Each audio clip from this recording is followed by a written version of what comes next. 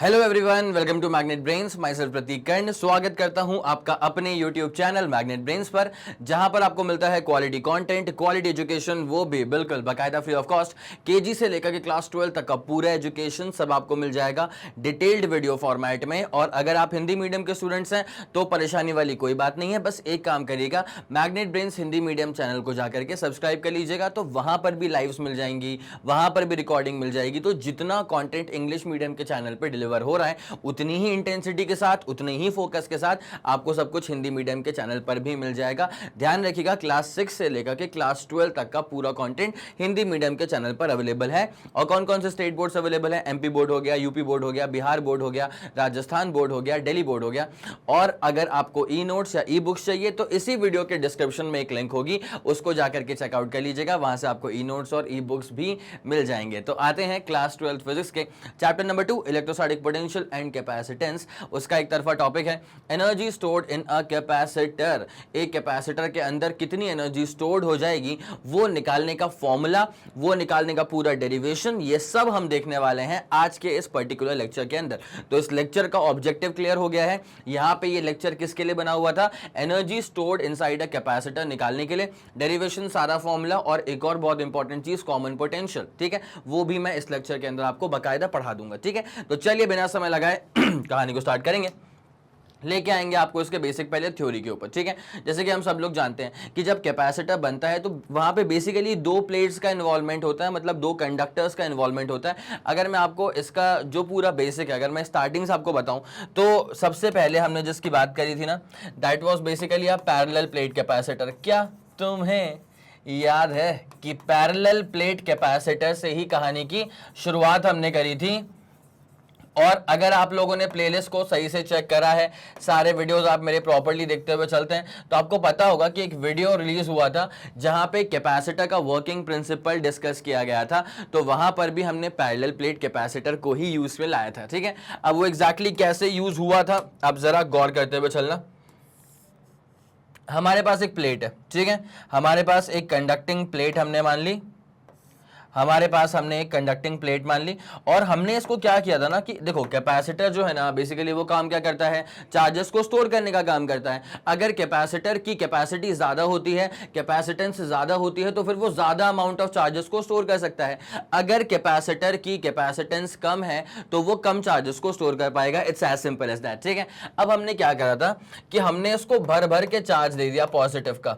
इसको हमने इतना पॉजिटिव चार्ज दे दिया कि इसका पोटेंशियल हो गया है मैक्सिमम। ठीक है, क्या बोला बेटा मैंने?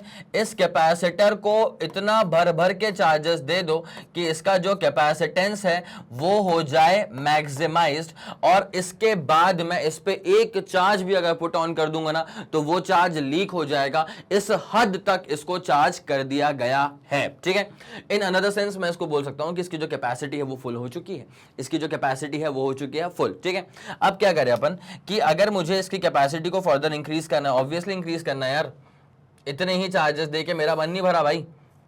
तो मैं चाहता हूं उसकी कैपेसिटी कैसे भी करके ना थोड़ी और थोड़ी और थोड़ी और इंक्रीज हो जाए। तो थोड़ी और इंक्रीज करने के लिए बस एक काम करना पड़ता है कि यहां बगल में ला करके एक और conductor which is basically neutral, ठीक है, एक न्यूट्रल कंडक्टर को ला करके इसके बस बगल में प्लेस कर देना, और बाकी तुम कुछ मत करना, बाकी सब चीजें अपने आप हो गई थी। ठीक है, बाकी तुम खुद कुछ मत करना, बाकी सारी चीजें अपने आप हो गई थी। क्या हो गया था?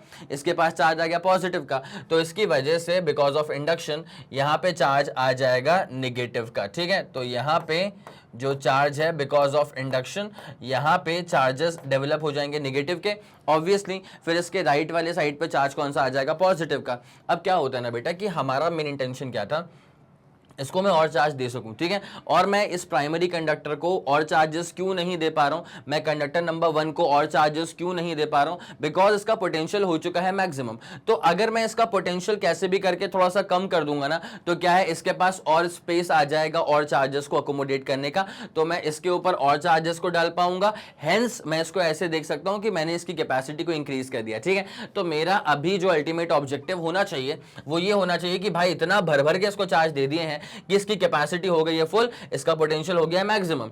अब अगर मुझे और चार्जेस को पुट इन करना है तो मुझे इसका पोटेंशियल पहले करना पड़ेगा रिड्यूस।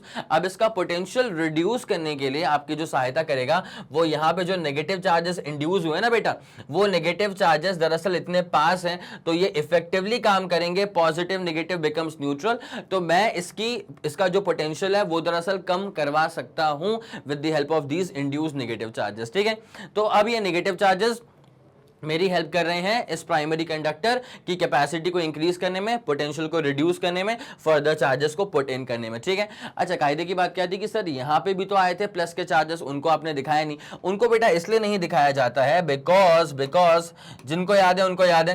भाई काम करो ना यार, टाइम स्टैम्प मार्क कर दो और बता दो मुझे कि यहाँ के जो पॉजिटिव चार्जेस हैं उनके साथ क्या हुआ। ठीक है, टाइम स्टैम्प तुमने मार्क कर दिया, अब तुम बता रहे होगे कि सर यहाँ पे हमने क्या करा, किसकी वजह से यहाँ के पॉजिटिव चार्जेस गायब हो गए, लिख दिया। चलो अब जरा आ जाओ बेटा, ये राइट वाले साइड के हमने अर्थिंग कर दी थी, मैं बस अर्थिंग वाला वर्ड ढूंढ रहा था। अगर तुम लोगों ने कमेंट सेक्शन के अंदर अर्थिंग लिख दिया होगा तो मजा आ चुका होगा बेटा, मजा आ जाएगा मुझे जब मैं इसके कमेंट पढ़ूंगा तो। अरे गजब, ठीक है, इसके अर्थिंग हमने कर दिया, कोई दिक्कत वाली बात नहीं। तो चार्जेस के यहाँ पे ट्रांसफरेंस तो हो ही रहा है ऑब्वियसली, तभी तो मैं यहाँ पे नेगेटिव चार्जेस की वजह से इस प्राइमरी कंडक्टर के पोटेंशियल को रिड्यूस कर पा रहा हूँ। देखो चार्जेस दिया, पोटेंशियल बिकम्स मैक्सिमम, अब पोटेंशियल मैक्सिमाइज हो गया है तो मैं इसको और चार्जेस नहीं दे पा रहा हूँ। तो मैं इसको और चार्जेस दे पाऊँ उसके लिए जरूरी क्या है, ये नेगेटिव चार्जेस इफेक्टिवली काम करें और फिर इसका पोटेंशियल रिड्यूस करें तो स्पेस बन जाएगी और चार्जेस में दे पाऊंगा और चार्जेस को ये अकोमोडेट कर पाएगा, कैपेसिटी इसकी बन जाएगी इंक्रीज, कैपेसिटी की हो जाएगी इंक्रीज। ठीक है, तो कोई दिक्कत वाली बात नहीं है। तो ये इसका पूरा फंक्शनिंग था, मेरे ख्याल से ये तो आप लोग को बाकायदा याद रहा होगा। ठीक है, तो पैरेलल प्लेट कैपेसिटर इतना ज्यादा फेमस है कैपेसिटर के सेटअप में क्योंकि अगर आपको मैं ध्यान दिलाऊं ना तो कैपेसिटर का जो सर्किट सिंबल बनता है ना, that is itself a parallel plate only. ठीक है, अगर आपको याद नहीं आया let me help you with that. इसका जो सर्किट सिंबल बनता है किसका, कैपेसिटर का जो सर्किट सिंबल बनता है वो कैसा बनता है बेटा, दो पैरेलल प्लेट्स बन जा, अरे इधर दो पैरेलल प्लेट्स बन जाती हैं। It's as simple as that. इसकी कैपेसिटी कितनी होती है, C के बराबर। It's as simple as that. ठीक है, तो मेरे ख्याल से आप लोग को ये वाली पूरी बात जो है समझ में आ रही होगी। अब इसका जो ऑब्जेक्टिव था वो था एनर्जी निकालना। क्या निकालना, एनर्जी निकालना। और let me be extremely clear with you, अगर मुझे कभी भी एनर्जी निकालनी होती है तो मैं वर्क निकाल देता हूं, बिकॉज मुझे पता है और आपको भी पता है क्योंकि मैंने बताया था कि किसी भी सिस्टम पे आप जो वर्क करते हैं, वापस सुनना, किसी भी सिस्टम पे आप जो वर्क करते हैं वो वर्क उस सिस्टम के अंदर स्टोर हो जाता है उसके एनर्जी के फॉर्म में, called as the potential energy of that particular system. ठीक है, तो यहां पे भी सेम ही लॉजिक अपन यूज करने वाले। तो कहानी पे पूरा कूदने से पहले थोड़ा सा इसका जो इंट्रो वाला पार्ट है, थोड़ा जो उसका डेरिवेशन का जो सपोर्ट देती है थ्योरी, वो थ्योरी वाला पार्ट है, जरा उसको अपन देखते हुए चलते हैं। ठीक है, तो we know that a capacitor is the system of two conductors. Obviously दो कंडक्टर्स के रिक्वायरमेंट है भाई, दो कंडक्टर्स की रिक्वायरमेंट है, तब जाकर के एक कंडक्टर को चार्जेस दिए जाते हैं, दूसरे कंडक्टर की एक तरफ से अर्थिंग कर दी जाती है। That entire setup is basically used for capacitor या फिर essential for making a capacitor. Now we know that a capacitor is a system of two conductors carrying charges Q and minus Q। Absolutely correct, एक के पास charge कितना है Q का और एक के पास चार्ज कितना है माइनस Q का, कोई दिक्कत वाली बात नहीं है।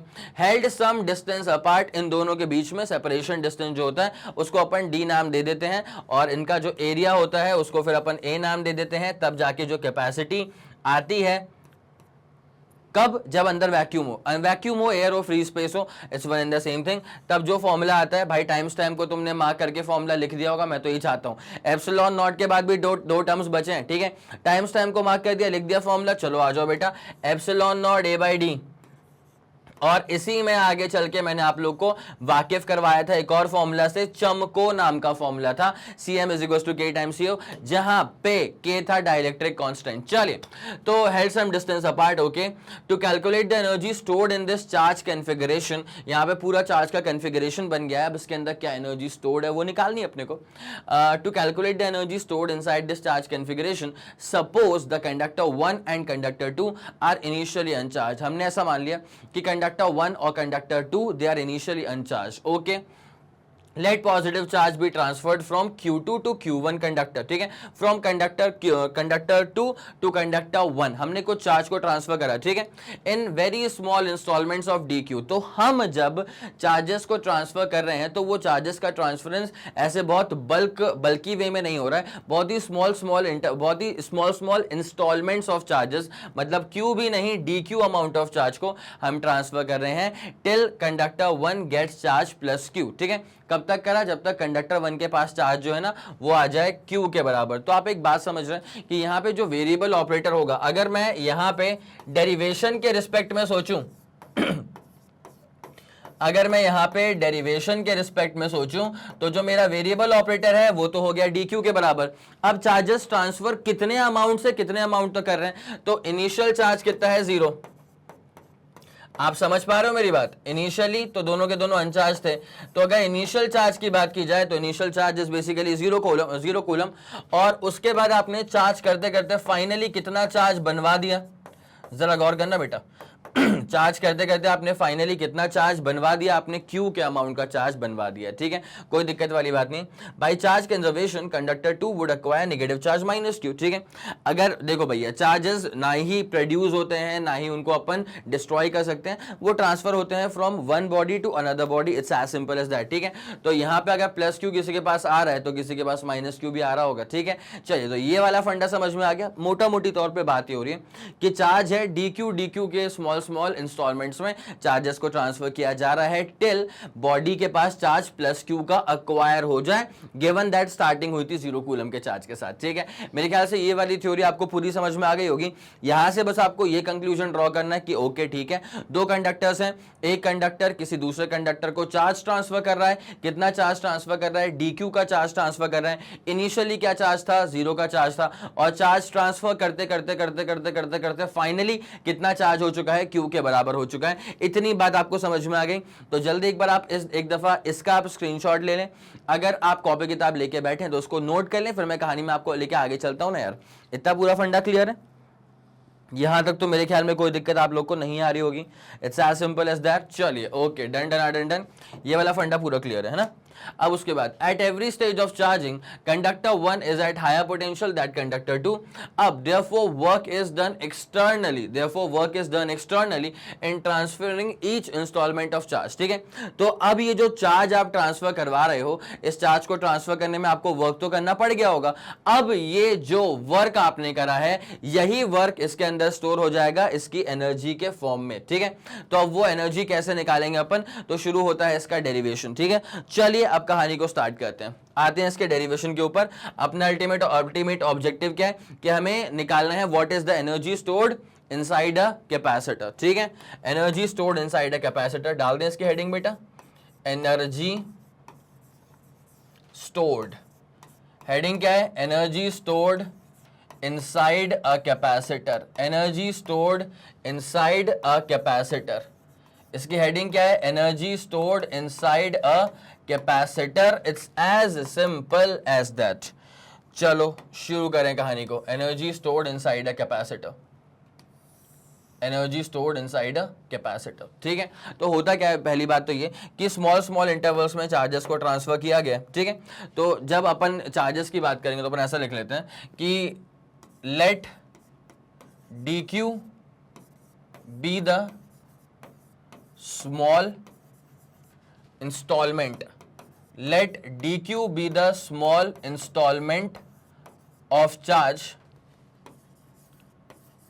जो कि ट्रांसफर हुआ है from one conductor to the another conductor, ठीक है। Of charge transferred from one conductor to the another conductor, from one conductor to another conductor, from one conductor to another conductor, it's as simple as that, ठीक है। और इस charge को transfer करवाने में जो वर्क लग गया वो dw अमाउंट का वर्क था, ठीक है।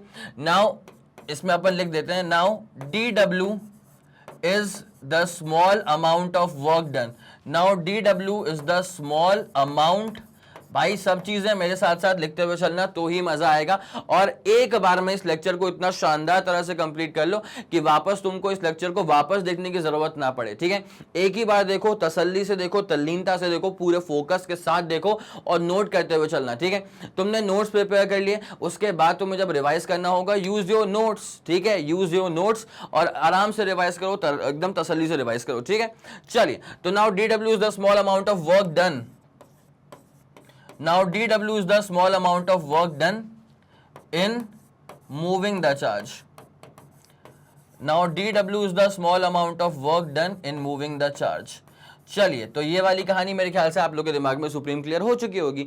अब आप सब लोग जानते हैं कि यार वर्क का फॉर्मूला क्या होता है। वर्क का फॉर्मूला कहने को तो होता है फोर्स इनटू डिस्प्लेसमेंट, लेकिन जहां तक हम कंसर्न है इलेक्ट्रोस्टैटिक्स से, तो चार्जेस के टर्म्स में एक वर्क का फॉर्मूला आया था, work was equal to charge into potential, ठीक है। तो अब जरा गौर करना, अगर small amount of work done है, देखो चार्ज इंटू पोटेंशियल तो होता ही है, तो पोटेंशियल तो मैंने v रख दिया, लेकिन चार्ज कितना मैं ट्रांसफर कर रहा हूं, मैं चार्ज ट्रांसफर कर रहा हूं dq के अमाउंट में। मेरे ख्याल से यहां तक कोई दिक्कत आप लोग को बिल्कुल भी नहीं आ रही होगी। अब मसला है कि यार v को कैसे रिप्लेस किया जाए। अब मैटर है कि v को कैसे रिप्लेस किया जाए। हम सब लोग जानते हैं Q is equal to CV का एक फॉर्मूला होता है। क्या जानते हैं बेटा हम? Q इज इक्वल टू क्या होता है? Q इज इक्वल टू होता है CV, तो V is equal to Q by C हो जाएगा, ठीक है। तो therefore DW is equal to, भाई Q इज इक्वल टू क्या होता है? CV, तो V क्या हो जाएगा? Q by C। V क्या हो जाएगा? Q बाई C, यहां पे आ जाएगा dq, ठीक है। अब यार ऑब्वियसली बात है, मुझे वर्क निकालना है तो मुझे करना पड़ेगा इसको इंटीग्रेट बोथ साइड्स, ठीक है। तो अपन एक कहानी में चीज को लिख ही देते हैं ना, इसको अपन यूज कर ही लेते हैं। जब करना है इंटीग्रेशन तो किससे छुपाना? इंटीग्रेट बोथ साइड्स, ठीक है भाई। इत्मीनान से पूरा डेरिवेशन तरीके से कर रहा हूं आप लोग के लिए, तो ध्यान देते हुए चलेंगे। अपन इंटीग्रेट कर देंगे इसको अपन बोथ साइड्स, तो इससे अब चेंजेस कैसे आएंगे, पूरा फोकस यहाँ पे चाहिए। तो DW का चलेगा integration, okay, done done done done. C को बाहर निकाल लेना, मतलब 1/c बाहर आ जाएगा। इंटीग्रेशन चलेगा Q टाइम्स dQ का। यहां तक भी कोई दिक्कत वाली बात आप लोग को बिल्कुल नहीं आ रही होगी, ठीक है। चलो, पूरा फोकस अब यहाँ पे आप लोग को चाहिए। भाई देखो यार, जब मैंने कोई भी चार्ज को ट्रांसफर नहीं करा तो मुझे कितना वर्क करना पड़ेगा? मुझे कोई वर्क नहीं करना पड़ेगा। जब मैंने plus Q amount of charges को ट्रांसफर कर दिया है, तब तो मुझे कुछ ना कुछ वर्क इतने में तो करना पड़ गया होगा, ठीक है। चलो, एज वी ऑलरेडी नो कि यार DW का जो इंटीग्रेशन है वो W के बराबर आएगा। DW का जो इंटीग्रेशन है वो किसके बराबर आएगा? W के बराबर आएगा, इज इक्वल्स टू, भाई 1/c को अपन बाहर रख लेंगे। Q का जो इंटीग्रेशन है वो होता है Q स्क्वायर बाई 2, ठीक है। Q का जो इंटीग्रेशन है वो होता है Q स्क्वायर ओवर 2। चलिए, यहां तक कोई दिक्कत नहीं। अब जरा यहां पे अपन लिमिट्स लगा लें, फिर कहानी में अपन आगे बढ़ते हैं। वही वाली कहानी यार, 0 चार्ज ट्रांसफर करा तो 0 वर्क हुआ, Q चार्ज ट्रांसफर कर दिया होगा तो W अमाउंट का वर्क हो चुका होगा। It's as simple as that, ठीक है। Upper limit minus lower limit वही करना पड़ेगा यहाँ पे, तो upper limit minus lower limit करना पड़ेगा। तो यहाँ पे अपन कर देंगे अपर लिमिट माइनस कर देंगे lower limit is equals to, भाई अपर लिमिट पुट करो तो अपने पास कहानी क्या हो जाएगी? Q स्क्वायर बाई 2c, और लोअर लिमिट पुट करेंगे, आंसर कितना हो जाएगा? 0 के बराबर। तो इवेंचुअली हमें कितना वर्क करना पड़ेगा, जरा गौर करेंगे। इवेंचुअली हमको वर्क करना पड़ जाएगा यहाँ पे Q स्क्वायर बाई 2c का। इवेंचुअली हमको यहाँ पे वर्क करना पड़ जाएगा कितना बेटा? Q स्क्वायर बाई 2c के अमाउंट का हमको वर्क करना पड़ जाएगा। It's as simple as that. मेरे ख्याल में आप लोग को पूरी कहानी समझ में आ रही होगी। और मैं जरा आपको एक बात और बता दूं। पहली बात तो एनर्जी स्टोर्ड जो है ना, उसको अपन करेंगे U से रिप्रेजेंट, ठीक है। Energy stored inside a capacitor को हम करेंगे U से रिप्रेजेंट। यहीं पे लिख दूं, U का मतलब क्या होता है? U का मतलब यहाँ पे होने वाला है energy stored inside a capacitor. ये U लिखा है बेटा, U, कहीं आपको V ना लग जाइए। तो U का मतलब क्या होता है? Energy stored inside a capacitor. तो ये जो हमने निकाला है ना, this is basically the energy stored inside a capacitor. मेरे ख्याल से आपको ये वाला फंडा दिमाग में पूरे बेहतरीन तरह से डन हो चुका होगा। तो Q square upon 2c, this is going to be the final formula, ठीक है। तो अब यार, अगर जहां तक इसकी यूनिट्स की बात है तो ऑब्वियसली पहली बात, this is the main formula. पहली बात तो this is the main formula, मैं यहाँ पे लिख दूं, this is the main formula. पहली बात तो मैंने यहाँ पे लिख दिया है, मेन फॉर्मूला है ये। और जहां तक इसकी यूनिट की बात है तो एनर्जी ही तो है, तो यूनिट क्या होगी इसकी? यूनिट होगी इसकी जूल्स के बराबर। एनर्जी तो है ना भैया, तो यूनिट क्या होगी? जूल्स के बराबर। और डायमेंशनल फॉर्मूला क्या होगा? तो मैं लिख देता हूं, डायमेंशनल फॉर्मूला इसका होगा mL2T-2। डायमेंशनल फॉर्मूला क्या होगा इसका, Ml2T-2. So this becomes your potential energy, या energy stored inside a capacitor. Required theory भी लिख दी, डेरिवेशन स्टार्ट भी कर दी, यहाँ पे खत्म भी हो गया. अब यहीं से ना मैं इसके दो फॉर्मूले और प्रोड्यूस कर दूंगा. तो पहले एक बार जरा इत्मीनान से आप इसका स्क्रीनशॉट लें, उसके बाद कहानी में आपको आगे लेके चलता हूँ. तो दो फॉर्मूले इसके और बना देंगे अपन. ये वाला फंडा पूरा क्लियर है, तो इस बात को ध्यान में रखना बेटा. Energy stored inside a capacitor is basically Q2/2C. चलो ये वाला फंडा क्लियर हो गया. अब यहाँ पे इसके जो दो फॉर्मूले हैं मैं आप लोग के लिए इसको और बना देता हूँ. ठीक है, Q2/2C दिमाग में रखो, Q2/2C दिमाग में रखो. Energy stored inside a capacitor is equal to क्या हो चुका है बेटा, Q2 अपॉन नीचे आ चुका है 2C. इस बात को दिमाग में रखना. ठीक है, चलो अब ये था मेन फॉर्मूला. अब इसके दो फॉर्मूले तुम जरा और देख लो. इसके दो फॉर्मूले तुमको मैं और दिखाता हूँ, एक यहाँ दिखा दूंगा, एक यहाँ दिखा दूंगा. ठीक है, तो आप सब लोग को पता है कि Q is equal to CV होता है. एवरीबडी नोस कि Q इज इक्वल टू क्या होता है, CV के बराबर होता है. तो एक काम करो ना, यहाँ पे since Q is equal to CV होता है, तो therefore energy stored is equal to क्या लिखा हुआ है, Q2/2C.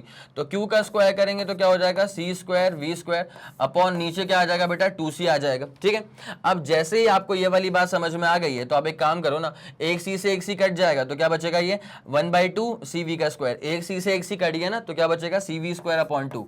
तो ये आ जाएगा CV²/2. एक फॉर्मूला तुम्हारे पास ये भी बन जाएगा, एनर्जी स्टोर्ड का एक फॉर्मूला तुम्हारे पास में ये भी बन जाएगा. तो एक फॉर्मूला था Q2/2C, एक फॉर्मूला बन चुका है ½ CV², और एक फॉर्मूला मैं यहाँ से निकालता हूँ. एवरीबडी नोस कि since Q is equal to CV होता है, पहले मैंने Q को रिप्लेस किया, अब मैं C को रिप्लेस कर देता हूँ. ठीक है, तो since Q is equal to CV है, तो therefore C is equal to क्या आ जाएगा, Q/V आ जाएगा. ठीक है, therefore U is equal to क्या था बेटा, Q² अपॉन नीचे लिखा था 2 × C, और C क्या आ चुका है बेटा, Q/V. तो V चले जाएगा ऊपर की तरफ. अब यहाँ पे एक Q से एक Q कट जाएगा तो QV/2 बचेगा. ठीक है, तो therefore potential energy stored inside a capacitor का एक फॉर्मूला और आ जाएगा QV/2. भाई यहाँ तक कोई दिक्कत है किसी को, यहाँ तक कोई दिक्कत है क्या किसी को, जल्दी बस मुझे बता देना कमेंट सेक्शन में. और अगर आप लोग को हर एक बात ना सुप्रीम तरह से क्लियर हो रही है, लग रहा है कि हाँ यार सब कुछ इजी पीजी है, सब बड़े आराम से बन जाएगा, अगर लग रहा है कि हाँ भाई इस वीडियो को देख के हेल्प हो रही है आपकी, तो भैया इस वीडियो को लाइक करते हुए चलेगा और इसको फैलाओ, इसको पहुंचाओ अपने दोस्तों तक, ताकि सबको मालूम चले कि भाई साहब मैग्नेट ब्रेन्स के चैनल पे फिजिक्स में क्या धमाकेदार चीजें ऐड हो चुकी हैं भाई साहब. ठीक है, और क्या क्या चीजें और भी आकर के ऐड होने वाली हैं. तो अपने पास कुल मिलाकर के अब 3 फॉर्मूले हो चुके हैं. एक हो चुका है Q2/2C, CV²/2, और अपने पास QV/2 हो चुका है. जल्दी आप इसका स्क्रीनशॉट लेंगे, उसके बाद मैं ये सारा फॉर्मूला जो है ना एक चेन के तौर पे लिख देता हूं. ये वाला फंडा पूरा क्लियर, 3 2 1 रेडी गो डन. चलो ये वाला डेरिवेशन के साथ पूरा क्लियर हो गया. ठीक है, तो देयरफॉर जो फॉर्मूला अपने पास बना है ना, formula of energy stored inside a capacitor, formula of U का मतलब क्या होता है, energy stored inside capacitor. Formula of energy stored inside capacitor, capacitor के अंदर कितनी एनर्जी स्टोर्ड हो रही है, इसका जो पूरा चेन फॉर्मूला है, वो तीनों के तीनों फॉर्मूला आपके सामने मैं यहाँ पे प्रस्तुत कर देता हूँ बेटा. ये अपने पास हेडिंग हो चुकी है, चलो भाई देख लो अपने पास अच्छे से.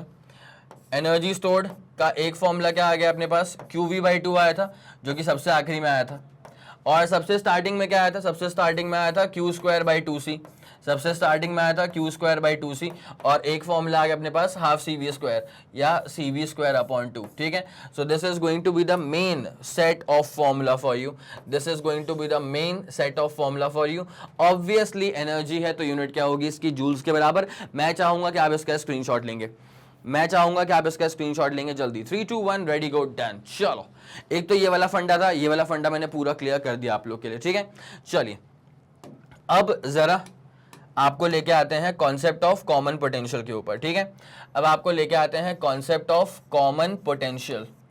जैसे ही नाम से क्लियर है, क्या पोटेंशियल कॉमन हो रहा है, मतलब क्या हो रहा है, निकाल तो रहे होंगे पोटेंशियल ही कुछ. ठीक है, ऑब्वियसली कॉमन पोटेंशियल तो निकाल तो रहे हैं पोटेंशियल ही, और कॉमन पोटेंशियल होगा उसको अपन सिर्फ V से कर देंगे ना रिप्रेजेंट. कोई दिक्कत वाली बात तो नहीं है, कोई दिक्कत वाली बात तो नहीं है. कॉमन पोटेंशियल को V से कर दिया रिप्रेजेंट. ठीक है, अब आता है मसला कि सर ये होता क्या है कॉमन पोटेंशियल. तो जरा ध्यान देते हुए चलना बेटा. अगर हम चार्जेस को ट्रांसफर करवा रहे हैं, ठीक है, तो कई लोग क्या सोचते हैं, कई लोग कहाँ गलती कर बैठते हैं, वो ये सोचते हैं कि चार्जेस तब तक ट्रांसफर होंगे जब तक दोनों कंडक्टर्स का चार्ज बराबर ना हो जाए, ठीक है। चार्ज की equality is not the condition for equilibrium of charges, ठीक है। चार्जेस की इक्वालिटी कोई कंडीशन नहीं होती है चार्जेस को रोकने के लिए, चार्जेस का फ्लो रोकने के लिए। अगर दो बॉडीज के बीच में चार्जेस फ्लो हो रहे हैं तो उसके पीछे का जो रीजन है ना, वो उनका पोटेंशियल डिफरेंस है, ठीक है। आया समझ में क्या बोला मैंने? अगर कंडक्टर 1 से कंडक्टर 2 की तरफ चार्जेस फ्लो हो रहे हैं, इसका मतलब कंडक्टर 1 रहा होगा हाई पोटेंशियल पे और कंडक्टर 2 रहा होगा लो पोटेंशियल पे। आया समझ? तो अगर चार्जेस फ्लो हो रहे हैं तो वहां पे जो रीजन है चार्जेस को फ्लो करवाने का, वो दरअसल पोटेंशियल डिफरेंस है। अगर दोनों के बीच में पोटेंशियल डिफरेंस नहीं होता तो चार्जेस फ्लो नहीं कर रहे होते। आया समझ? तो चार्ज हमेशा फ्लो करेगा from high potential to low potential. पहली बात तो क्या हो गई? पहली बात तो ये हो गई, यहाँ पे दो पॉइंट्स बड़े इंपॉर्टेंट है, ठीक है। तो पहला पॉइंट क्या हो गया कि चार्ज हमेशा फ्लो करेगा from high potential to low potential. Charge always flows, charge always flows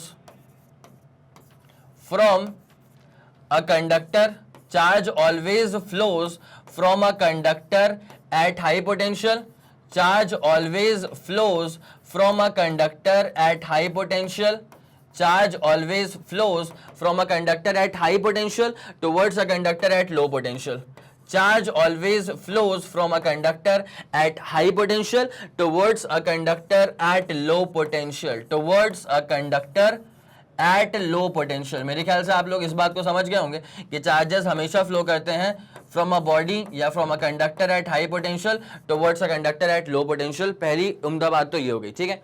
दूसरा क्या होता है, चार्जेस का फ्लो कब रुक जाएगा? चार्जेस का फ्लो कब रुक जाएगा भाई? जब दोनों ही कंडक्टर्स का क्या चार्ज इक्वल हो जाए। अरे नहीं भाई, वही तो मसला है। काफी लोग सोचते हैं कि जब दोनों कंडक्टर्स का चार्ज बराबर हो जाएगा तो फिर चार्ज फ्लो करना बंद कर देगा। अरे ऐसा नहीं है, जब दोनों कंडक्टर्स का पोटेंशियल सेम हो जाएगा तब जाकर के उनके बीच में चार्जेस का फ्लो रुक जाएगा, ठीक है। यह है बहुत इंपॉर्टेंट बात, ठीक है। इसको मैं लिख देता हूं कि when the potential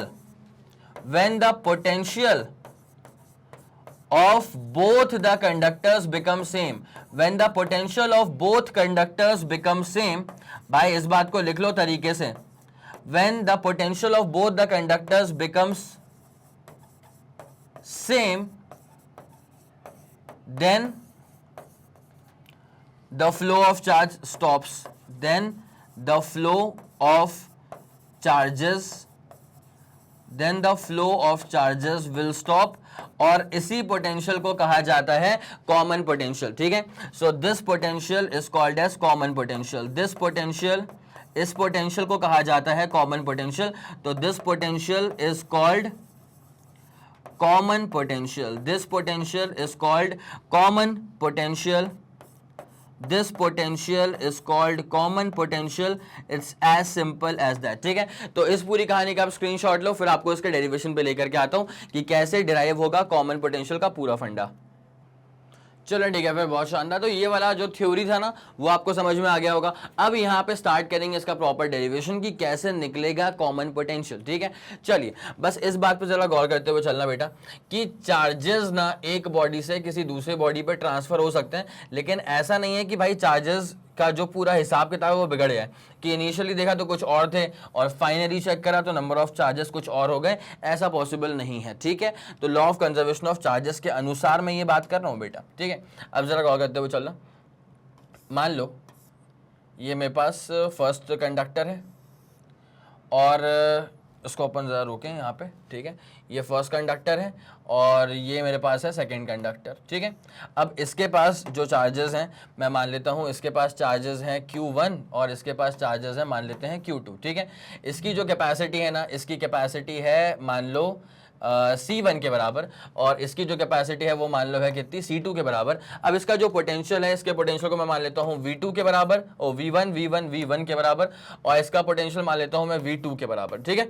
तो अगर अपन चेक करें कि टोटल इनिशियली कितने चार्जेस हैं, अगर अपन चेक करें कि टोटल इनिशियल कितने चार्जेस हैं, तो भाई साहब इसका चार्ज प्लस इसका चार्ज करना पड़ेगा। अब Q इज इक्वल टू क्या होता है, CV होता है। तो टोटल इनिशियल चार्ज क्या हो जाएगा, पहली बात तो Q1 प्लस Q2 हो जाएगा, ऑब्वियसली हो जाएगा। तो Q इनिशियल अगर अपन देख रहे हैं तो भाई Q1 का मतलब क्या हो जाएगा, Q1 का मतलब C1 V1 और Q2 का मतलब क्या हो जाएगा, C2 V2। This becomes your first equation, ठीक है, कोई दिक्कत वाली बात नहीं है। अब अगर मैं दोनों कंडक्टर को जोड़ दूंगा, ठीक है, अगर मैं दोनों कंडक्टर के बीच में मान ली कुछ वायर लगा दिया, ये फर्स्ट कंडक्टर था मेरे पास और ये मेरे पास सेकंड वाला कंडक्टर था, ठीक है। अब इसकी जो कैपेसिटी है ना भाई साहब, जरा गौर करिएगा, इसकी कैपेसिटी C1 के बराबर ही है ऑब्वियसली, और इसकी जो कैपेसिटी है वो C2 के बराबर ही है ऑब्वियसली, कोई दिक्कत वाली बात नहीं है, ठीक है। अब क्या है कि इनके बीच में एक वायर अपन ने लगा दी है, मान लो इनके बीच में क्या है, कंडक्टिंग पाथ अपन ने डेवलप कर दिया है। अब चार्जेस का फ्लो तो होगा भैया, चार्जेस का फ्लो तो होगा। अब जब चार्जेस का फ्लो होगा तो फ्लो कब तक होगा, फ्लो कब तक होगा, जब तक दोनों का पोटेंशियल सेम ना हो जाए, और इसी पोटेंशियल को अपन कहते हैं कॉमन पोटेंशियल। तो जरा अब अपन निकालते हैं चार्ज फाइनल, ठीक है, गौर करते हुए चलना। अब अपन निकालने वाले हैं चार्ज फाइनल। तो भैया इसका चार्ज प्लस इसका चार्ज करना पड़ेगा, तो Q इज इक्वल टू क्या होता है, CV, तो ये हो जाएगा C1V प्लस ये क्या हो जाएगा, C2V। This becomes your equation number 2, कोई दिक्कत वाली बात नहीं है। नाउ होता क्या है, जितना चार्ज दोनों सिस्टम के पास मिला करके इनिशियली था, उतना ही चार्ज दोनों सिस्टम के पास मिला करके फाइनली भी होना चाहिए। It's as simple as that, ठीक है। तो total charge initial equal to total charge final. तो अब मैं इसको यहां पे लिख देता हूं कि अकॉर्डिंग टू, ये किसके अनुसार बात कर रहा हूं मैं किसके अनुसार बात कर रहा हूं, ये मैं बात कर रहा हूं according to conservation of charges, ठीक है, according to law of conservation of charges, ठीक है। अब ये क्या है, लॉ का शब्द यूज कर दिया है, इससे क्या है कि अपनी ये स्टेटमेंट का वजन बढ़ गया है। तो according to law of conservation of charges अगर गौर किया जाए तो जितना चार्ज इनिशियली था उतना ही चार्ज जो है वो फाइनली भी मौजूद है। तो अपन लिख देते हैं कि total charge initial equal to total charge final, कोई दिक्कत वाली बात नहीं है। तो उसके बाद क्या कहानी में आगे चीजें होने वाली हैं, C1V1 प्लस C2V2, इनिशियल कितना है बेटा, C1V1 प्लस क्या है, C2V2, और फाइनली कितना है बेटा, ये फाइनली है C1V प्लस C2V, फाइनली कितना है, C1V प्लस C2V। यहां तक कोई दिक्कत वाली बात नहीं, चलो बहुत बढ़िया। तो क्या हो जाएगा, C1V1 प्लस क्या हो जाएगा, C2V2 इज इक्वल्स टू क्या हो जाएगा भाई साहब, कॉमन पोटेंशियल निकालना था तो V को अपन ने कॉमन निकाल लिया, कॉमन पोटेंशियल निकालना था तो V को हमने यहां से कॉमन निकाल के रख लिया, अंदर क्या बचेगा C1 प्लस C2, और इसके बाद कहानी खत्म हो गई है, बिकॉज अंतिम स्टेप पे हम आ चुके। नाउ जो कॉमन पोटेंशियल है V, इसका फॉर्मूला क्या हो जाएगा, C1V1 प्लस C2V2 अपॉन नीचे आ जाएगा C1 प्लस C2, अपॉन नीचे आ जाएगा C1 plus C2। This becomes the final formula for the common potential, ठीक है, this becomes the final formula for common potential. It's as simple as that, ठीक है, this becomes the final formula for common, this becomes the final formula for common potential. It's as simple as that. मेरे ख्याल से आपको हर एक बात बेहतरीन तरह से यहाँ पे समझ में आ गई होगी, दिल में बसा के रखना।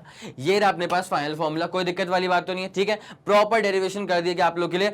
ये डेरिवेशन बेसिकली आपको दो चीजें सिखाता है। पहली बात तो क्या, चार्जेस का फ्लो कब होता है बेटा, जब दो कंडक्टर्स के बीच में पोटेंशियल डिफरेंस होता है, बिकॉज चार्जेस फ्लो करेंगे from a body at higher temperature, from a body at higher potential towards a body at lower potential. यार यही वाला फंडा ना थर्मल इक्विलिब्रियम के अंदर था क्लास 11 थर्मोडायनेमिक्स में, अगर तुम्हें याद आ गया होगा तो, बिकॉज मुझे तो याद आ गया कि हीट फ्लो करती थी from a body at higher temperature towards a body at lower temperature. यहाँ पे हीट का मसला नहीं है, यहाँ पर मसला है चार्जेस के फ्लो करने का। तो चार्जेस जो है ना वो फ्लो करेंगे from a body, from a conductor at higher potential towards a body या towards a conductor at lower potential. पहली बात तो ये हो गई। चार्जेस का फ्लो कब रुकेगा, जब दोनों का पोटेंशियल सेम हो जाएगा, और उसी पोटेंशियल को कहा जाता है कॉमन पोटेंशियल। ये रहा अपने पास कॉमन पोटेंशियल का फॉर्मूला। ऑब्वियसली यूनिट क्या होगी, या यूनिट तो वोल्ट ही होगी ना, है तो पोटेंशियल ही, यूनिट तो वोल्ट ही होगी ना, बिकॉज है तो ये क्या, पोटेंशियल ही तो है, कोई दिक्कत वाली बात नहीं है। और ये पूरा का पूरा फंडा बेस्ड था on the law of conservation of charges. It's as simple as that. ये आपके पास रहा पूरा डेरिवेशन, आप ही का डेरिवेशन है, जल्दी इसको नोट कर लें। 3 2 1 रेडी गो डन। चलो तो भैया ये जो अपना टॉपिक था energy stored inside a capacitor, ये मेरे ख्याल से आपका पूरा दिमाग में सेट हो चुका होगा। मैं फिर से लिख दूं इसका formula, energy stored inside a capacitor के दो फॉर्मूले आए थे, तीन फॉर्मूले आए थे, QV/2 हाफ CV स्क्वायर और Q²/2C। क्या बोलते हो भाई, पक्का? यही तो अपन ने पूरा ड्राइव किया था, कोई दिक्कत वाली बात यहाँ पे नहीं है। तो energy stored inside a capacitor का जो ये लेक्चर था, मेरे ख्याल से आपके दिमाग में बेहतरीन तरह से चला गया होगा, आपको कोई इसमें परेशानी नहीं आ रही होगी। अगर इस वीडियो को देख के आपको लगा ना कि हाँ यार अब इस टॉपिक पे कोई भी दिक्कत नहीं है, हर एक बारीक से बारीक चीज आपको समझ में आ गई है, तो इस वीडियो को लाइक कर दीजिए, इस वीडियो को शेयर करो अपने दोस्तों के साथ और सबको बताओ कि मैग्नेट ब्रेन्स के चैनल पे फिजिक्स में क्या क्या चीजें ऐड हो चुकी हैं प्लेलिस्ट के अंदर और क्या जबरदस्त चीजें और भी ऐड होने वाली हैं। ठीक है, अगर आप हिंदी मीडियम के स्टूडेंट्स हैं तो कोई परेशान होने वाली बात नहीं है बेटा, इतनी ही इंटेंसिटी से कार्यक्रम मैग्नेट ब्रेन्स के हिंदी मीडियम वाले चैनल पर भी चल रहा है। बस काम क्या करना है आपको, जाकर के मैग्नेट ब्रेन्स हिंदी मीडियम को सब्सक्राइब कर लीजिएगा, तो वहां पे भी क्लास 6 से क्लास 12 तक का पूरा कंटेंट आपको अच्छे से मिल जाएगा, इतनी ही इंटेंसिटी के साथ। ठीक है, और अगर आपको ई नोट्स या ई बुक्स चाहिए तो फिर आप जानते हैं इस वीडियो के डिस्क्रिप्शन में ही लिंक थी, उसको जाकर के आप चेकआउट कर सकते हैं। अगर ये वीडियो पसंद आया तो लाइक कर देना, इसको शेयर कर देना, और अगर कुछ भी आपका फीडबैक है तो बड़े ही प्यार भरे शब्दों में अपना फीडबैक आप मुझ तक पहुंचा सकते हैं, चिट्ठी के सहारे नहीं, कमेंट सेक्शन को यूज करके। ठीक है, मैं और मेरी पूरी टीम कमेंट सेक्शन को लेकर के सुपर एक्टिव होती है, बाकायदा हम चेक करते हैं, और अगर आपका फीडबैक ऐसा लगा कि हाँ इस पे तो काम करा जा सकता है तो बिल्कुल काम किया जाएगा, इसको लेकर के आप बेफिक्र हैं, दैट्स अ गारंटीड थिंग। ठीक है, चलिए तो अब क्लास करते हैं यहीं पे खत्म। और जैसे कि आप लोग जानते हैं कि मैग्नेट ब्रेन जो प्रोवाइड करता है वो है English medium as well as Hindi medium की classes with entire full complete syllabus coverage, CBSE board, Delhi board, Bihar board, UP board, MP board, Rajasthan board, और वैदिक मैथ्स क्रैश कोर्स और स्पोकन इंग्लिश। इसके अलावा अगर आपको कोई भी इंफॉर्मेशन चाहिए तो आप मैग्नेट ब्रेन्स के ऑफिशियल वेबसाइट पर विजिट कर सकते हैं। Thank you so much.